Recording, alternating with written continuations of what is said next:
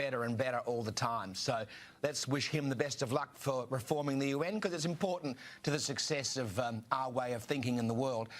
Another big issue that continues to run, of course, is the marriage equality debate. A lot of people have voted already, and we'll talk about the latest incidents in a minute, just after we view this footage. School programs have no place teaching my son radical gender ideas that he might not be who he was born as. How am I supposed to protect my kids in the future from this stuff?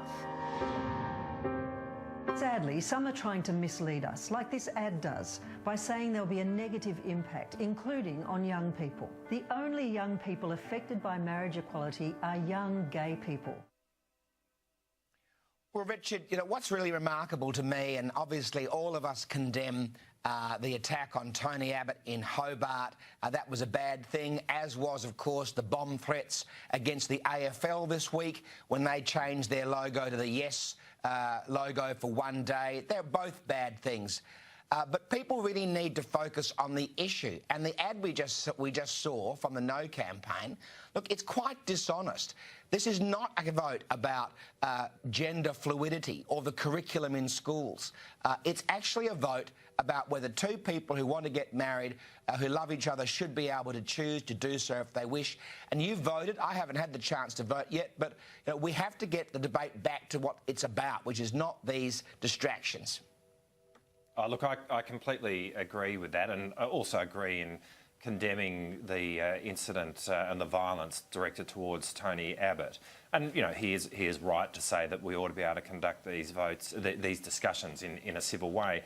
But what has surprised me is that the No campaign has been, it seems to be less focused on the question of backing in traditional marriage, and it seems to be more about questions of fear, really, when it boils down to it. But the question I was going to ask you, Christopher, is that the Prime Minister's made it clear what happens if this goes down. What happens if it goes up? If the survey comes back with a yes, we presumably will see a private member's bill in the Parliament. Will you, as a Cabinet Minister and a supporter of marriage equality, be able to vote for that bill?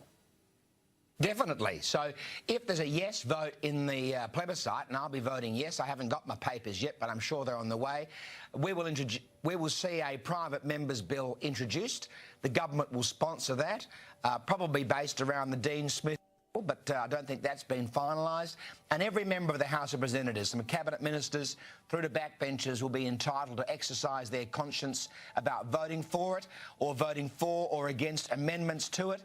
It'll be the Parliament at work, and that's exactly what we want. And we can put it behind us by Christmas, and then we won't have any more of this unpleasantness. We can all just get on with it. Well, I hope that is what occurs. I voted today, actually, and obviously voted in favour of marriage equality, and I would very much like to see this become the law of the land by the end of the year. Well, during the week, Tony Abbott made